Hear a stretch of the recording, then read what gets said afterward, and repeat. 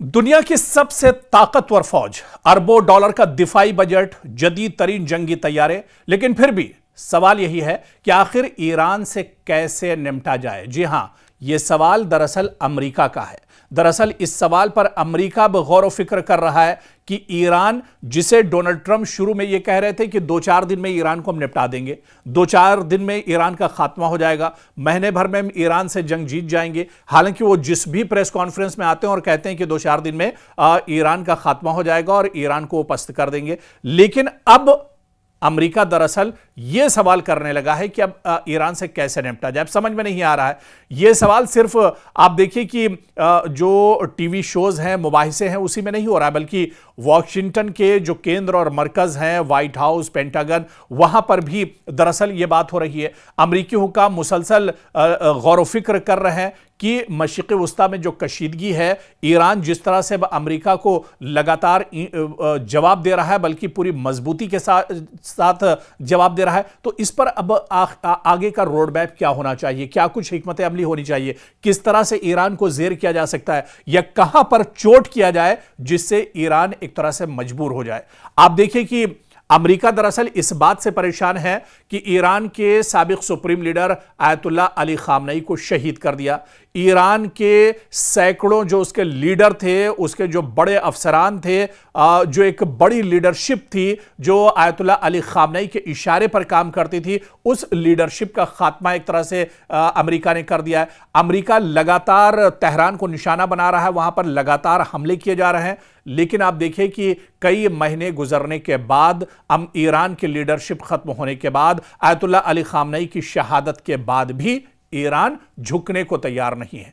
और इसी वजह से अमेरिका परेशान है कि अब सब कुछ तो हमने कर लिया, लेकिन ईरान अभी भी नहीं झुक रहा है। आप देखिए कि ईरान किस तरह से पहली जब जो मुश्तरका एक जंग हुई थी, इजराइल और अमेरिका ने मुश्तरका हमला किया था तेहरान पर और ईरान को तबाह बर्बाद करने के लिए जंग छेड़ी थी इजराइल और अमेरिका ने, उस वक्त भी ईरान ने बहुत सख्त जवाब दिया था। और जब दोबारा से जंग अमेरिका के साथ ईरान की छिड़ी हुई है, उस वक्त भी ईरान पूरी मजबूती के साथ जवाब दे रहा है।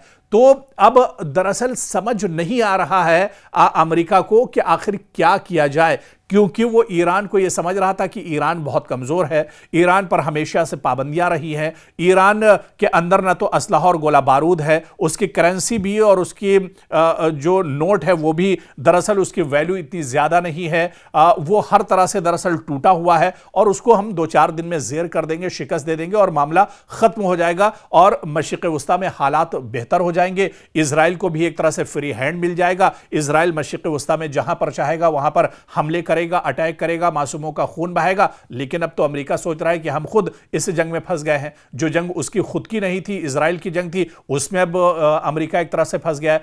तो जो वॉर रूम है, जो सिचुएशन रूम है, वॉशिंगटन के अंदर, पेंटागन के अंदर, न्यूयॉर्क के अंदर, वहां पर अब गौर व फिक्र हो रही है। वहां पर माथा जोड़कर सब बड़े अफसरान अमेरिका के बैठ रहे हैं कि आखिर अब क्या किया जाए, कैसे अब इस जंग से बाहर निकला जाए। ईरान तो एक तरह से भारी पड़ रहा है। ईरान तो लगातार, भले ही ईरान का जानी नुकसान हो रहा है, इसमें दो राय नहीं है, ईरान का बहुत बड़ा माली नुकसान हुआ है। ईरान के अंदर आप देखिए कई रास्ते, कई पुल, बिजली के जो बड़े प्लांट्स हैं, वो तेल और गैस के जो बड़े प्लांट हैं उन्हें, और कई बड़ी तंसीबात, वहां के एयरपोर्ट, वहां के रेलवे स्टेशन, वहां के बस अड्डे, वहां की कई बड़ी पुरानी और तारीखी इमारतें, वहां की मसाजिद, सबको ईरान एक तरह, अमेरिका एक तरह से तबाह कर रहा है। लेकिन फिर भी ईरान कमजोर नहीं पड़ रहा है। आखिर वजह क्या है? और यही दरअसल तमाम चीजें अंदर से डोनाल्ड ट्रंप को, अमेरिका को और अमेरिकी जो लीडरशिप है उसे परेशान कर रही है कि आखिर अब ईरान को जेर कैसे किया जाए।